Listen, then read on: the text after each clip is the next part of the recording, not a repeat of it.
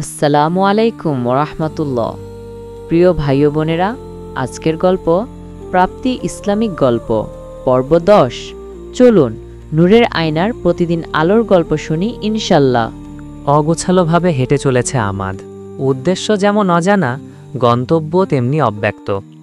বৃষ্টির বড় বড় ফোঁটাগুলো মাথায় এসে তার গতিভঙ্গ করছে। প্রতিটা ফোঁটা যেন তাকে থামিয়ে আবার নতুন করে এগিয়ে যেতে শেখাচ্ছে।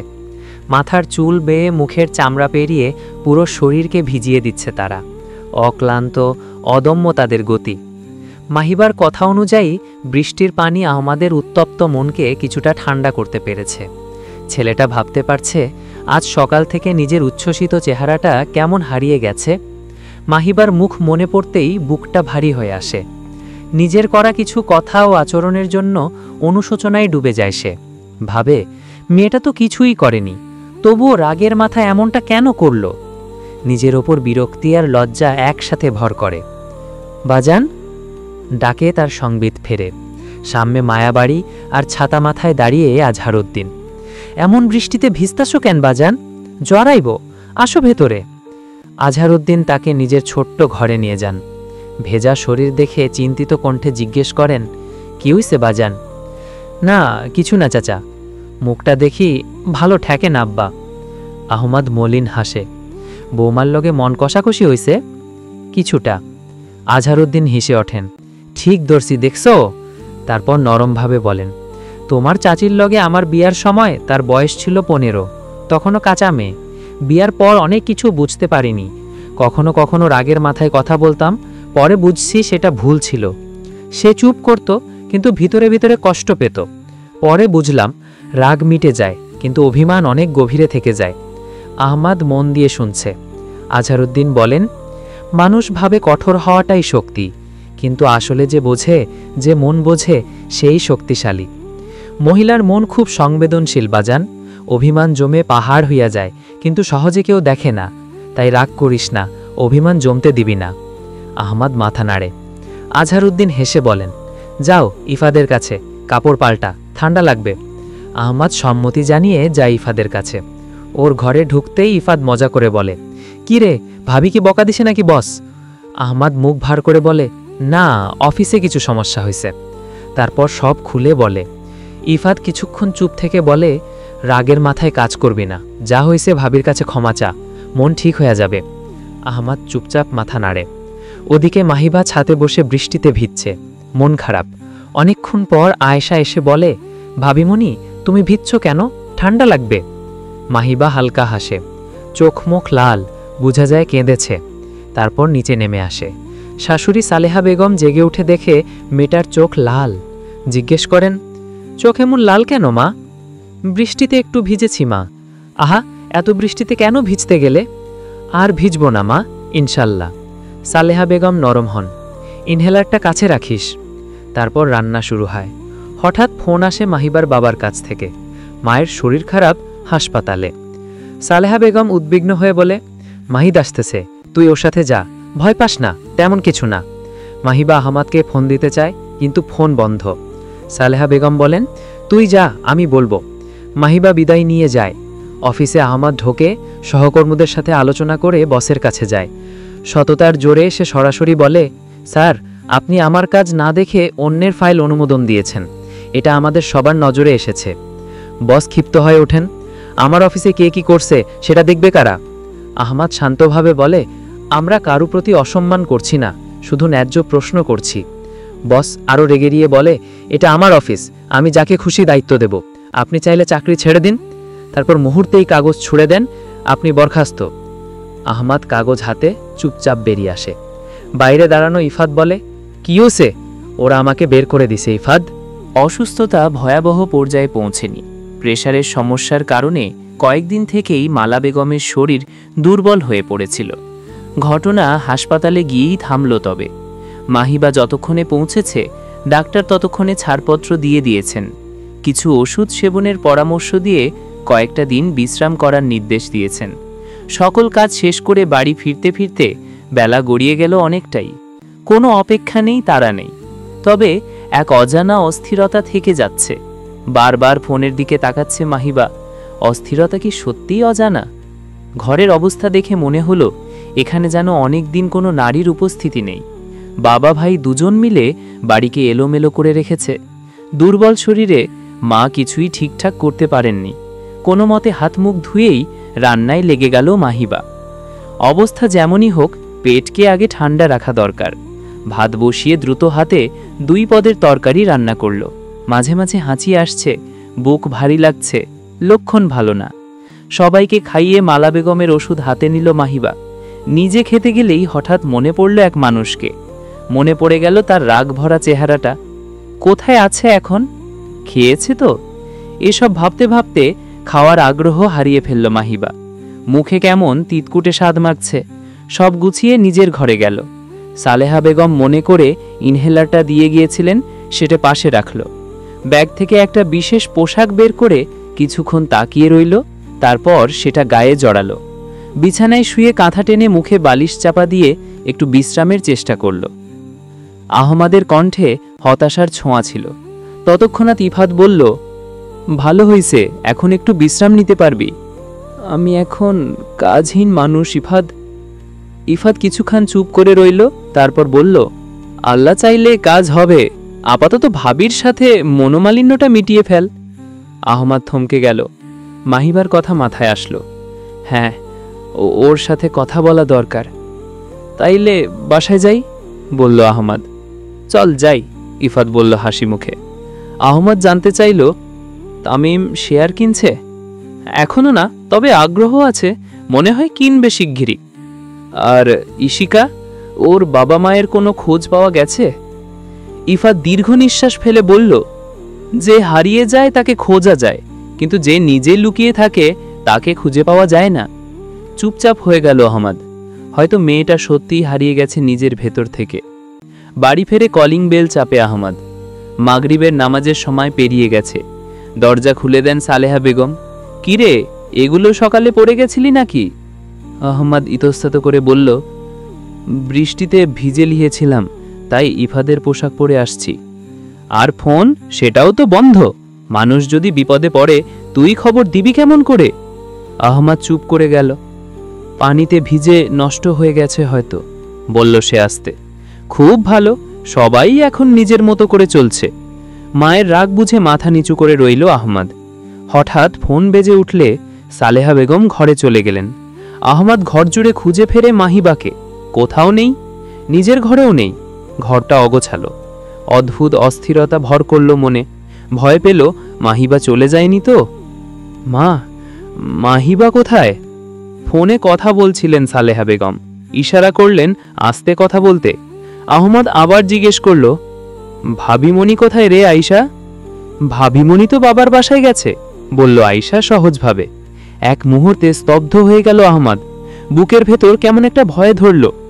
মাহিবা সত্যিই চলে গেছে? মাহিবার মা অসুস্থ, তাই ওদের বাসায় গিয়েছে, বললেন সালেহা বেগম। আহমদ কিছুক্ষণ চুপ থেকে বলল, উনি মানে বাবা এসেছিলেন? না, মাহি দেশে নিয়ে গেছে। তোর কাছে কতবার ফোন করেছিল মেয়েটা, তুই ধরিস নাই। যা, ওর সাথে কথা বল। এই খবর শুনে আহমদের মন হালকা হয়ে গেল। মাহিবা তার সাথে যোগাযোগের চেষ্টা করেছে, এটুকুই যেন শান্তি। সে তড়িঘড়ি জামা বদলে বেরিয়ে পড়ল। কোথায় যাচ্ছিস? মাহিবার সাথে দেখা করতে মা। ভালো কথা, গেলে 2-1 দিন থেকে আয়, জামা কাপড় নিয়ে যা। মায়ের কথা শুনে শুধু মাথা নেড়ে বেরিয়ে পড়ল। শ্বশুরবাড়ির দরজায় কড়া নাড়ল আহমদ। মাহির দরজা খুলে বলল, আরে দুলা ভাই, সালাম। হ্যাঁ, হাসি মুখে বলে ছেলেটা, কিন্তু আহমদ বুঝল এর মধ্যে দুষ্টুমি আছে। মা কেমন আছেন দেখব, বলল সে। আগে বলেন আমার চকলেট কই দুলা ভাই? পরের বার আনবো ইনশাল্লাহ, বলল আহমদ হেসে। ভিতরে ঢুকে মালা বেগমের সাথে দেখা করল, কিন্তু মাহিবা কোথাও নেই। নামাজ শেষে শাশুড়ি বললেন, খেয়ে নিও আর মাহিবাকে ডেকে তুলো। ধীরে ধীরে মাহিবার ঘরের দরজা খুলল আহমদ। ঘর অন্ধকার। আলো জ্বালতেই বিছানায় কাউকে দেখতে পেল। অর্ধেক শরীর কাঁথায় ঢাকা, মুখে বালিশ। কাছে গিয়ে দেখল মাহিবা। কপালে হাত দিতেই বুঝল শরীর গরম।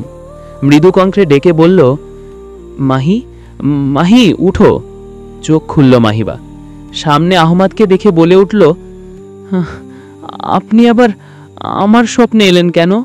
আমি আজ আর কোনো স্বপ্ন দেখতে চাই না। কণ্ঠ ভাঙা, গলায় জ্বরের ভার, আহমদ মৃদুস্বরে বলল, স্বপ্ন না, আমি সত্যি এসেছি। মাহিবা অবাক চোখে তাকালো। আপনি সত্যি এখানে? আহমদ নাড়ে বলল, হ্যাঁ, আমি সত্যি এখানে। আমি তোমার কাছে ক্ষমা চাইতে এসেছি মাহি। আমি ভুল করেছি, তোমার কোনো দোষ ছিল না, সব দোষ আমার। আমাকে কি ক্ষমা করবে না? চোখে পানি জমে আসে মাহিবার। আহমদ আবার ডাকে, ক্ষমা করবে না মাহি? জবাব আসে খুব ধীরে, করেছি, ক্ষমা করেছি। আহমদের মুখে হাসি ফুটে ওঠে। সত্যি? হ্যাঁ।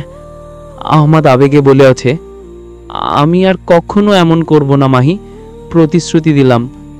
রৌদ্রোজ্জ্বল দুপুর, ঝলমলে রোদ যেন পানি তৃষ্ণাকে আরও বাড়াচ্ছে।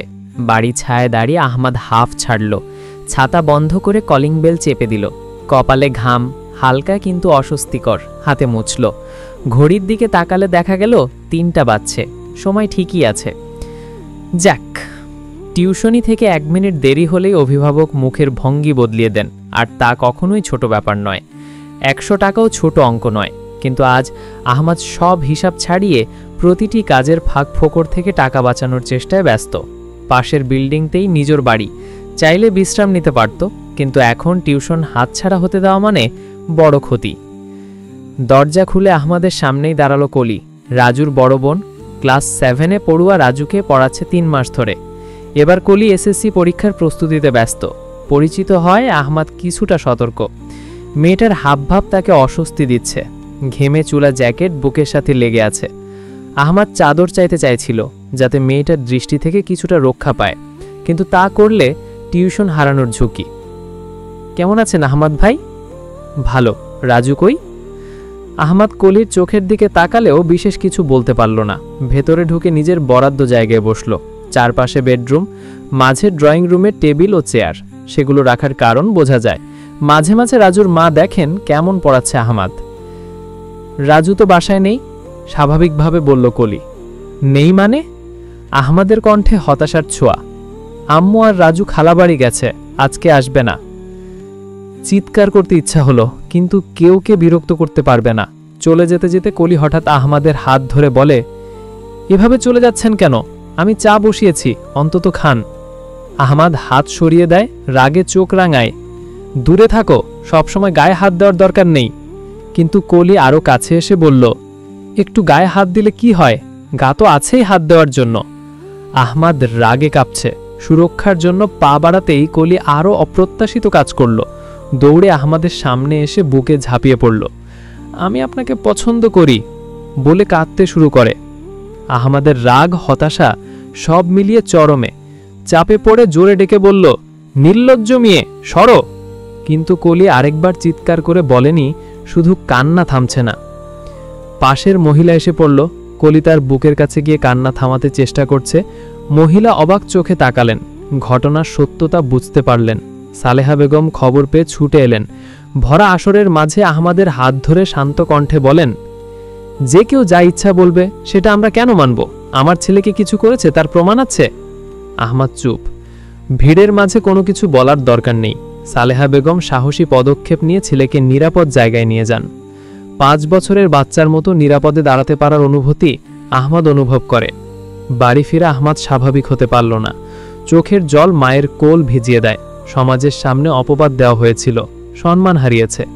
কিন্তু সালেহা বেগমের তদারকিতে অন্য এলাকায় থাকতে শুরু করে, মাথা উঁচু করে সম্মান ধরে রাখে।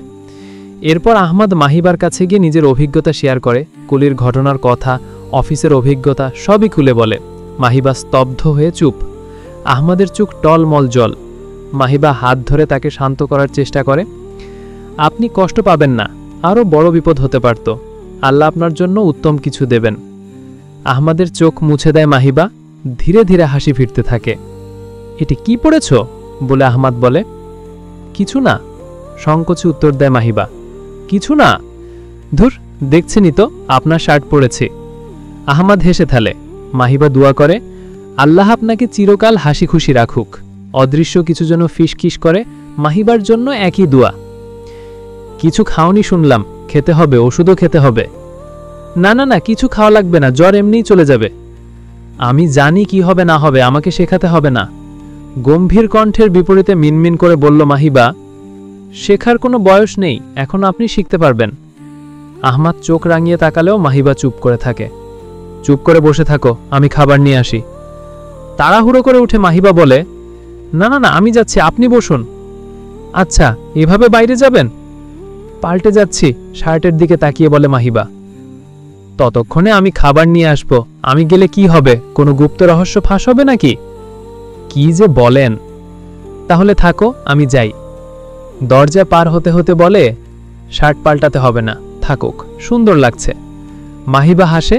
আহমাদ কিছুটা গম্ভীর, প্রশংসা করতে মান নেই, কিন্তু কখনো কখনো অসচেতনভাবে বলে। মাহিবার মনে হয় আহমাদ যেন নিজের মতো করে প্রকাশ পায়, কৃত্রিমতা নয়, স্বাভাবিকভাবেই।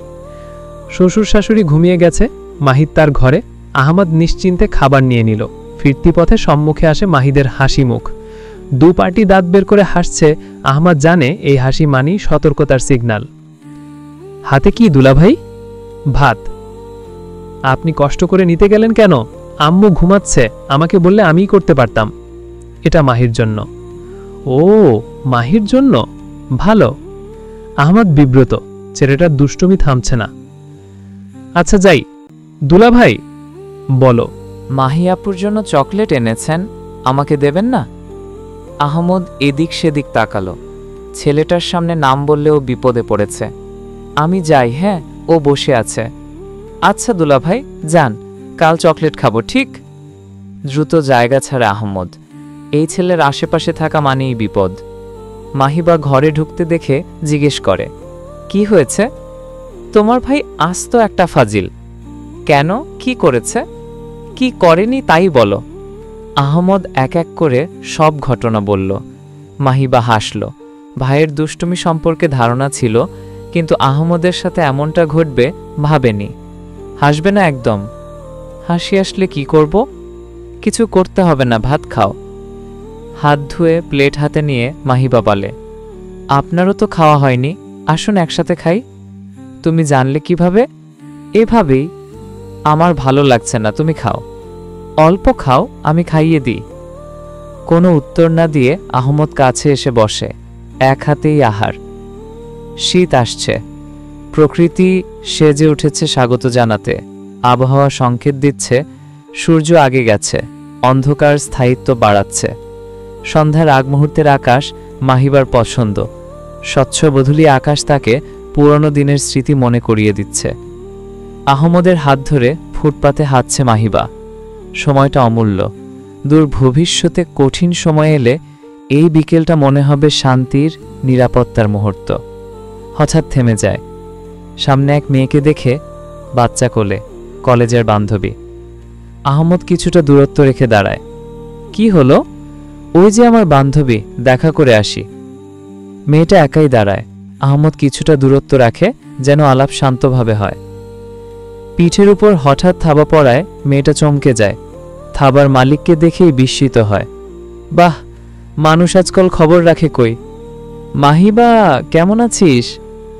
আহা, এখন আর মাহিবা মাহিবা করা লাগবে না, ফোন তো বহুত দূরের কথা। কোলের বাচ্চাকে ইশারা করলে মাহিবা জিজ্ঞেস করে, তোর কোম্পানির প্রোডাক্ট? ধুর, আমার ছেলেকে তোর প্রোডাক্ট মনে হচ্ছে? আমি তো ধুরই হব, ভালো মানুষ তো তুমি। ছেলে বড় হয়ে বাইরে গেছে, আর এখন বলছো আমার ছেলে ভালো। সব পরিচিত হয়ে একদিন আনুষ্ঠানিক সাক্ষাতের কথা ঠিক হলো। আহমদ বেশ উদাস, কথা নেই মুখে। আপনার কি হয়েছে? ধরে রাখা হাত ঝাঁকিয়ে মাহিবা জিজ্ঞেস করে। টেনশন হচ্ছে মাহি, চাকরির বাজার কঠিন, অনেক কষ্টে পেয়েছিলাম, এখন কি করব বুঝতে পারছি না। কারোর সাথে পরামর্শ করুন। কাকে বলবো? কাউকেই বলিনি, ইফাত জানে আর তুমি। সাহস হচ্ছে না। মাহিবা ভাবুক হয়ে কিছুক্ষণ পরে বলে, মা, চাচ্চু, শ্বশুর শাশুড়ি, খালামণির সাথে একবার কথা বলুন, অভিজ্ঞ মানুষ। খোঁজ নিন ইফাত ভাইকেও, আল্লাহ সহায় হবেন। খুব শীঘ্রই আসছে। ও হ্যাঁ, কে কোন জেলা থেকে গল্পটি উপভোগ করছেন অবশ্যই আপনার জেলার নামটি কমেন্টে লিখে যাবেন। আল্লাহ হাফেজ।